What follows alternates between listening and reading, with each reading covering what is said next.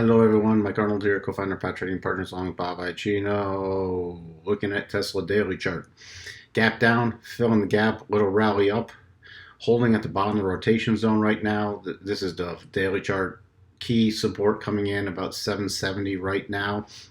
If we get a close below, what's this? Let's see, about 765. It's gonna be more bearish on the daily. Switch to the 4-hour. You see here, first cross rotation zone. So key resistance is coming in about 820 to 826 on any rally tomorrow. If we did get through there, we'd start watching for a return to about 861. But we're getting the first cross. We are a bit oversold, not deeply. Remember, it can stay oversold for longer than you think. It's actually holding up a lot better than a lot of stocks in the market. But, you know, it's still getting weak with the first cross rotation zone. So until this can get above the 4-hour rotation zone, it's in more bearish mode in the 4-hour. And if it drops below the rotation zone on the daily, it will be more bearish on the daily, because this thing has a long way that it could still potentially drop. If we get below 755, we'll start watching for 720 and then 685.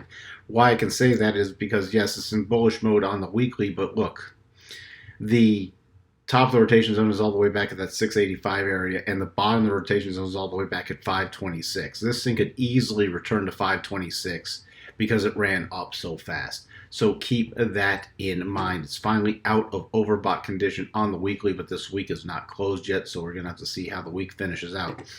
So know where your levels are, know where your stops are.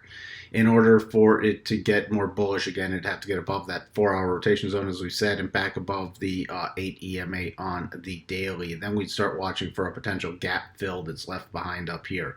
But until we can start to get any rally on, we're still in neutral to bearish mode, depending on this time frame. Talk to everyone later. Bye for now.